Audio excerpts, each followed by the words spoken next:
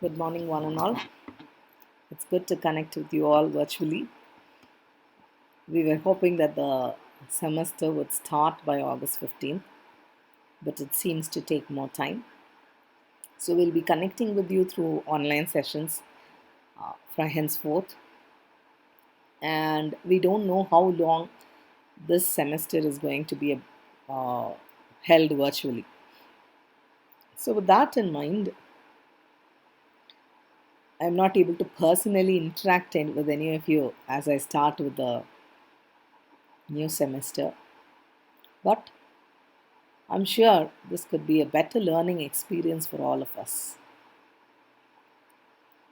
We have never had the experience of teaching to cameras, and we have been enjoying so many eyes looking at us than these cameras. And that has been an interactive learning experience. This may not be quite so, but we want to make it as effective as possible. So we will be taking steps towards that. So as we enter, let me introduce myself. I'm Dr. Diana. I'll be handling the subject named data mining for you. Data mining is quite a buzzword these days. So everybody wants to talk about data mining. We really do hear this in and out. So it's good that we are going to learn such a trending topic in a semester. And we also have a lab that goes along with so that you can work out on some of the algorithms that you learn in the theory and you can practically experience how actually these mining algorithms work. Now, before we go into the curriculum directly, as computer science engineers, we have always been talking about it. Always until right from the very beginning of a computer, we have been doing with data. And even today, data is the center of everything that a program does. So the program is written around the data, the output is expected from the data. So data forms the center core aspects of computer science. What do we do with this data? So when you came into first year, you might have started learning about data. So we will be touching upon what data is, what mining is, and what way the curriculum is organized in this session. So what is data? This is a very, very primitive question. I shouldn't be actually asking this question because all of you are computer science students who have entered the department 2 years back and all of you have been working on programs. But we only have a faint idea of what data is. When we are asked to define data, we immediately say it's a collection of raw facts because that's what the book told us. How did we start calling data as raw facts? Why should we even call that as data? What are the raw facts that are included in that data? So, to understand this, let me give you an example. This is a table. So, you have a wooden table there. This is a real world object.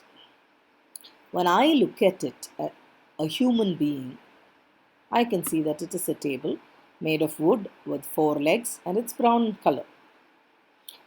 My brain does all the processing and it is able to say what the object is. Now imagine you want to tell the computer that this is a table. How do we tell the computer? How can I express this object? So, this object can be, when I say table, the word table is not understood by the computer. So, I need to explain something more about this particular table. How can I explain this table or how can I describe this table? I can say, I can ask few questions about what a table is and get some clarity on what is the object. So it's more like a guess game. So I asked, is it a furniture? Yes, of course it's a furniture. What material is it made of? It's made of wood. What color is it? It's brown in color. And then you ask, how many legs does it have? Four legs. So these are some of the attributes or features of the object that can be described. So I can qualitatively or quantitatively explain some of the features of the object to help the computer understand about the object. Or in other words, when I say qualitative data, I'm asking what color is it, and the answer I give is a word which is brown. Brown does not have any quantitative value, any numerical value. So I call it as qualitative data. And if I say how many legs does this furniture have, I would say 4. 4 is a number, it's a numeric value. So I call it as quantitative data. So whatever I use, whatever qualitative or quantitative measure I use to explain an object is called the data, or that's the raw fact about the object. So every object has multiple features. Now what are the features of this table? The number of legs, the color, the material, all of these are features. Now every feature has different values. So for this table, I can say the number of legs is one feature and the value of that feature would be 4. Imagine I have another table. Both of them are tables, both of them have the same features. I can say the number of legs is the feature. The value the first table takes for that feature is 4, whereas the value the second table takes, the blue one takes, is 5. So different objects are differentiated based on the feature and the values they take. So for a group of objects, you might have the same feature, but the value of the feature may change from object to object. So for the first brown table, the number of legs is, the value of the feature called number of legs is 4, whereas for the blue table, the value for the feature, the number of legs is 5. So do you get my point? So the idea is any real world object can be represented with a set of feature value pairs, and this feature value pair is called as data. So now do we understand what data is? Data is primarily used for representing an object in a way that the computer can understand. So I have lot of features and I have lot of values. What do I do with these data? Data is usually mm, concerned about only a single object. So most of my questions would be, what is the color of the table, the material of the table, height of the table. It is asking questions such as, it describes about one particular object.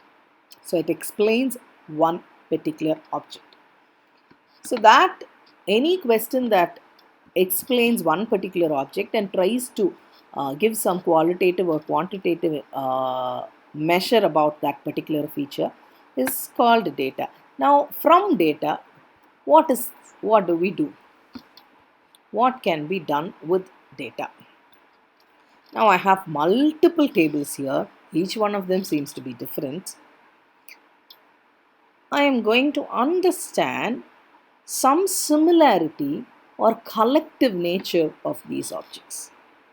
When I was discussing in data, I said it deals about the quantitative and qualitative description of one particular object. Now, when I scale up, I am going to call it as information? Information is about collective understanding of a group of objects. So I have a group of tables here. So I need to understand some collective nature or behavior or tendency of this group of objects. So that's what I call as information. Now, what could be the questions that information can answer? Now, I saw certain questions which can be answered using primitive data. The questions were, what is the color of the table? What is the number of legs of the table? What is the height of that table? So these are some of the questions which can be answered using raw data. But there are certain questions that cannot be answered with the raw data, because raw data is talking about a singular object, and when I try to collectively form some information, raw data cannot usually answer those questions. So what could be the questions? How many tables are there? What is the most common shape of the table? What is the average height of the table? So all of these give us some collective note about a group of objects. So it is not possible for raw data to answer these questions. I need some methods to use the raw data, to process the raw data and give me answers for these questions. So what do we usually use? We use statistics. Very good. Statistics is nothing but a understanding of the data that we already have. So we are going to look into the measures that define the central nature, the central tendency or the deviation in a group of objects, and that analysis is going to give me some information. Now, what is the next form? So from data, I used statistics, I got information. What do we do with information? Where can information actually help? Now, have a look at this pic. This is a report of the COVID given by government of Telangana. All of us are very aware of these screenshots these days. So what does it say? It says on a particular date, it gives the number of cases tested, it gives how many cases were positive, it gives how many were negative, and it also gives you the cumulative of previous year days, and it gives you a district wise separation of the number of cases. This is information. So I have collected data from 2477 samples, and from that data I have consolidated that data using statistics. I have grouped that data according to my analysis requirements, and I have presented it in a form that is more understandable than the raw data. So this is kind of an information for me. So do you now realize the difference between data and information?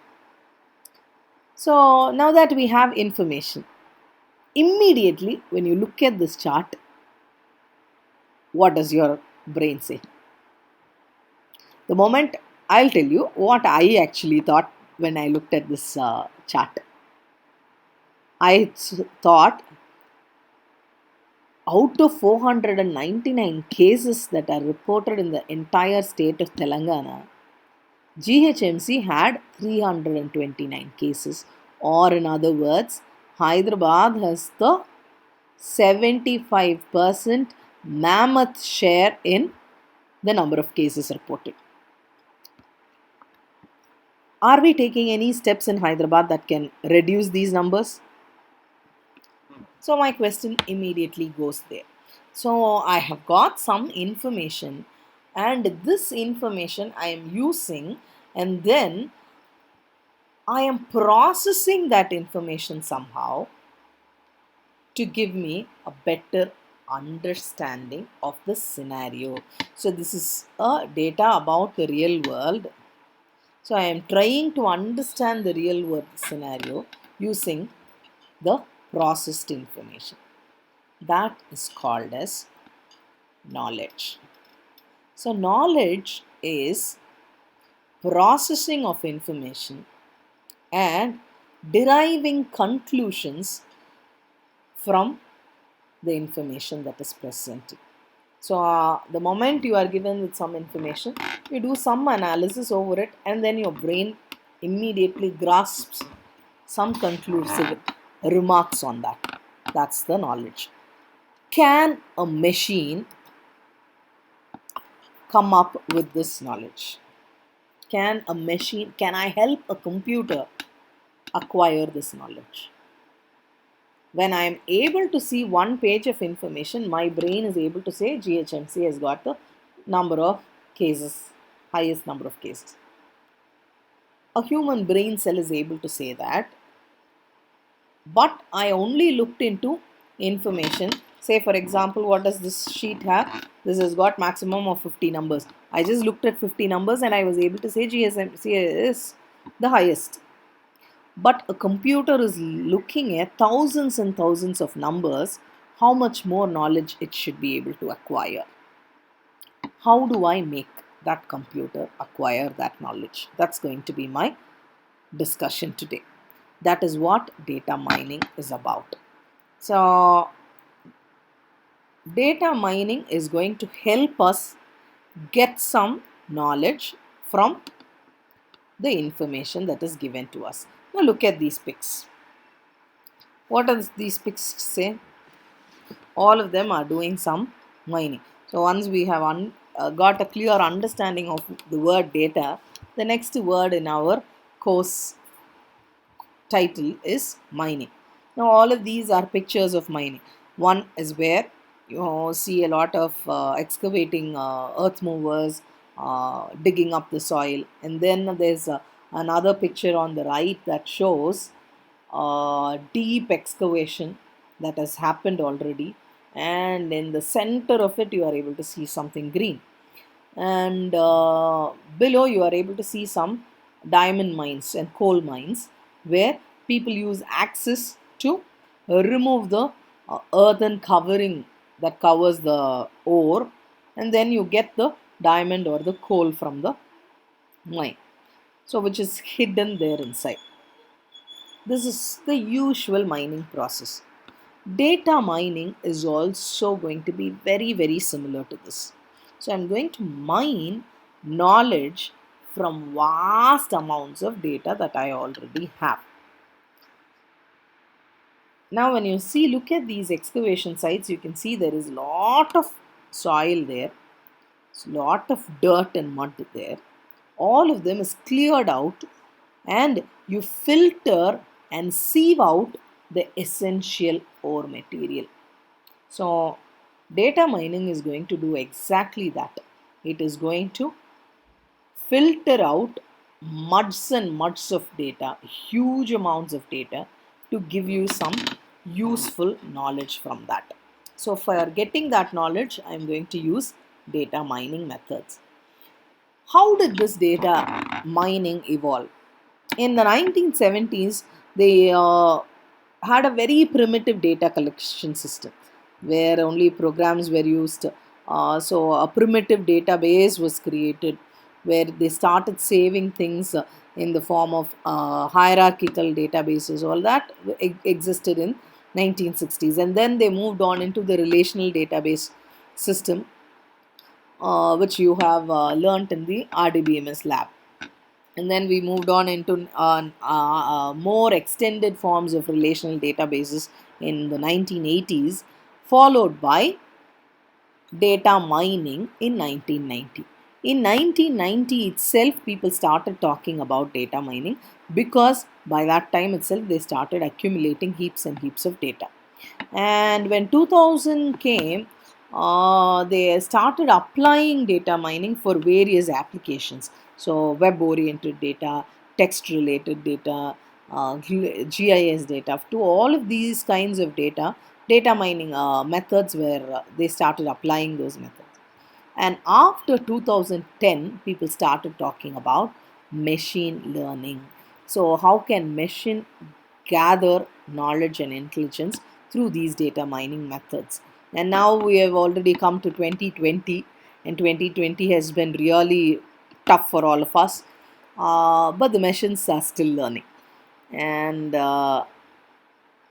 2020, I would say, it's the year of deep learning methods.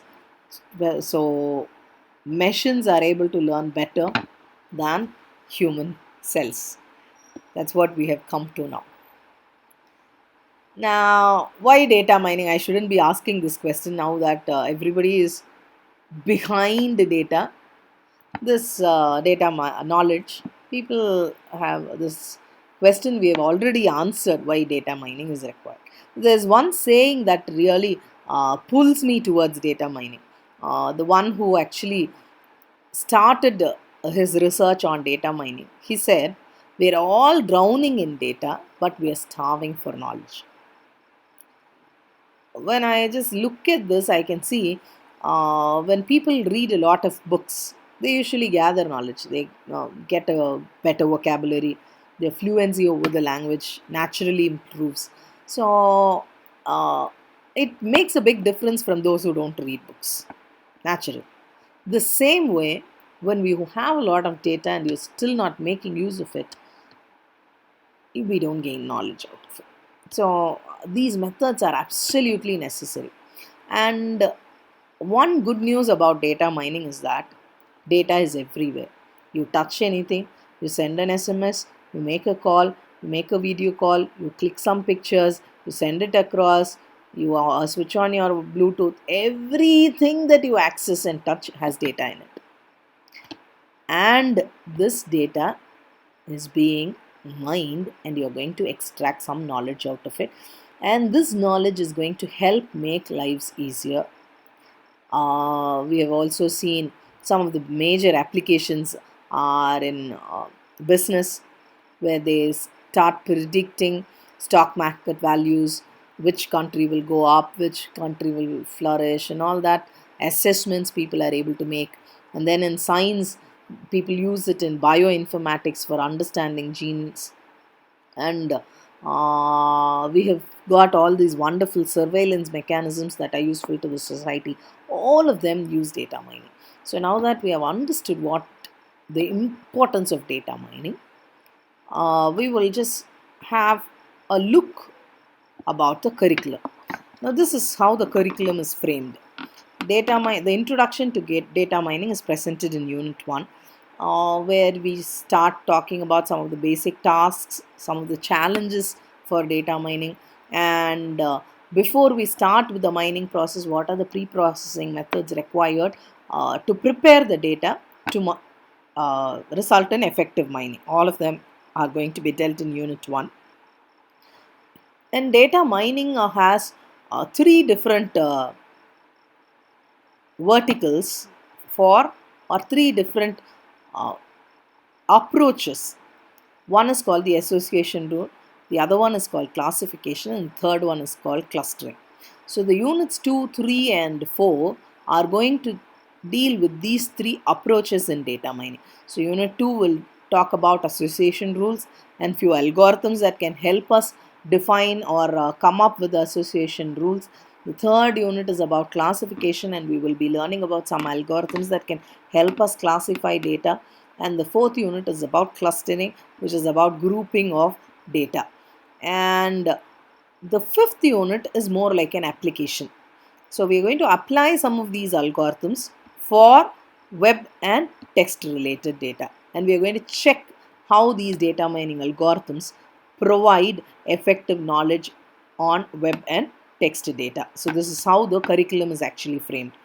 Now when we look at this curriculum, you should be really glad that this course has a lot of demand in the market, because any artificial intelligence that you take, any machine learning that you take, any data analytics, big data, and deep learning, all of these rest on the primitive data mining methods. So data mining forms the base of all the methods that are talked about in the current industry trends.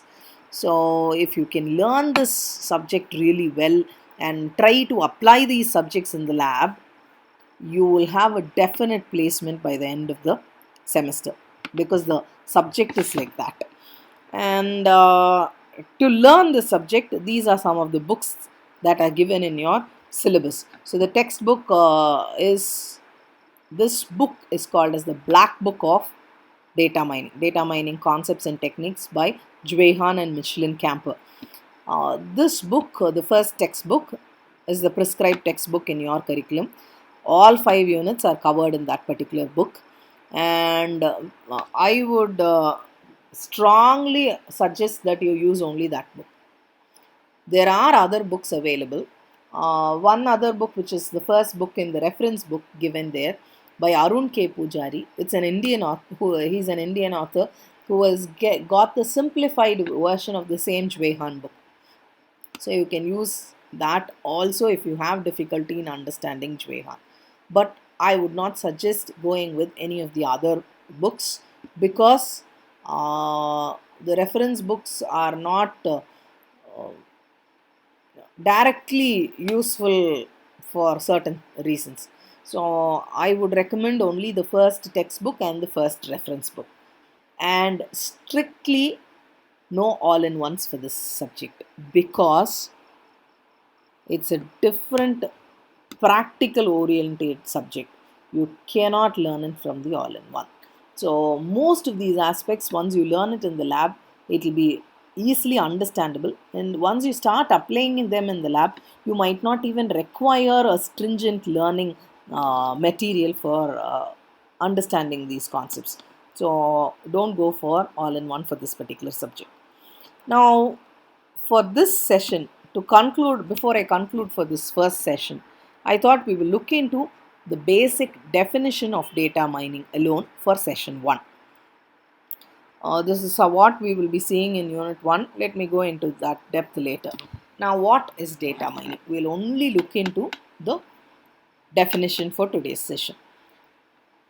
Data mining means knowledge discovery from large sources of data. And the book says it is the extraction of interesting. So I should be able to extract something interestingly out of the huge heap of data.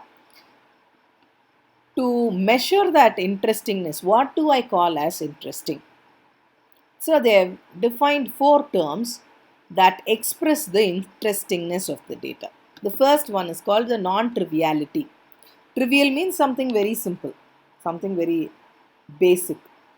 Non-trivial means it is not very simple. It's something complicated that you have learnt from the huge heap of data. So whatever knowledge I mine from the data should be non-trivial. It should not be simple enough for anybody to understand. An example, I would say, people who learn well score well in the examination. Is it something complicated? Is it something that people do not know? No, it's a very trivial thing. Everybody knows that people who learn will get marks. So any knowledge that I mine should not be trivial. It should be non-trivial in nature, or it should be worth mining that operation. Now if I imagine a coal mine, how much ever you mine, you're still going to get a heap of mud. That is the case. Will somebody do that mining process? No. Whatever you mine should be very, very valuable or non-trivial, and it should be implicit. The second aspect of interestingness is implicit, which means it should not be visible to the naked eye, or for a person who, for a layman,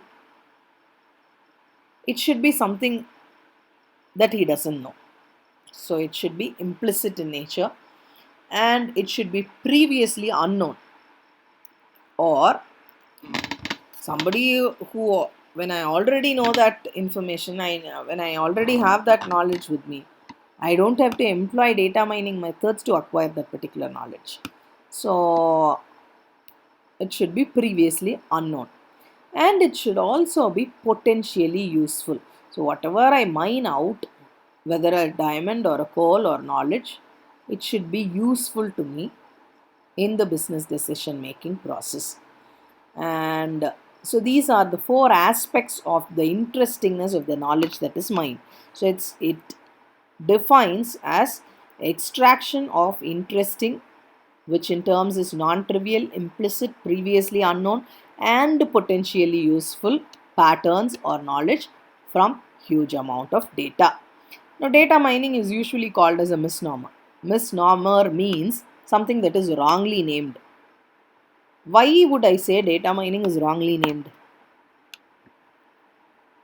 Imagine a coal mining scenario. What is mined? The coal is being mined from large amount of sand and mud. Do I call it as mud mining or sand mining? No, I call it as coal mining because my target is coal. I have been trying to pull or extract coal from heaps of mud. I call it as coal mining. Then I can say diamond mining. What does it do? It looks for diamonds in heaps and heaps of sand. But in data mining, what do I actually do? I extract knowledge from heaps and heaps of data. So data is like sand and knowledge is like diamond. But I still call it as data mining. So, which is why people say data mining has been a misnomer or it has been wrongly named. It should actually be called as knowledge mining. That's why data mining is a misnomer. The person who actually coined the term, he gave a different name. So, what could be the alternative name for data mining? Now that it has been there in use for quite a long time, we can't rename data mining right now. But you can suggest alternative names. Yeah, these are some of the alternative names: knowledge discovery or knowledge extraction. The word KDD, knowledge discovery in databases or knowledge discovery from databases, is the originally formed term, and people started calling it as KDD. And when people saw that it was knowledge discovery from databases was very long enough, so they just wanted to put it short and they coined the term data mining. And it can also be called as knowledge extraction, pattern analysis, data archaeology, data dredging. Dredging is more like you do that chisel thing, no? That's called dredging. Information harvesting and business intelligence gathering, and all of these are alternative names that are used for data mining. So I would just recap on what the subject and the session was about. We've introduced the terms data and mining. Data is a collection of raw facts which describe a real world object in terms of feature value pairs. And then we moved on into use of statistics for analyzing that particular data and then forming information. And then we understood that data mining methods can be used to process that information to gain some knowledge out of it. And we have seen the basic definition of data mining, which is extraction of interesting, in terms, non trivial, implicit, previously unknown, and potentially useful patterns or knowledge from huge amounts of data. And we also saw why data mining was a misnomer, and the originally coined term was knowledge discovery from databases. So, with this, I would stop for the first session. We will continue with the next session and we will go deeper into Unit 1 in the next session. Now, thank you, one and all. I hope all of you are doing well and in good health. Take care. We are hoping to see you all soon in the campus. Thank you.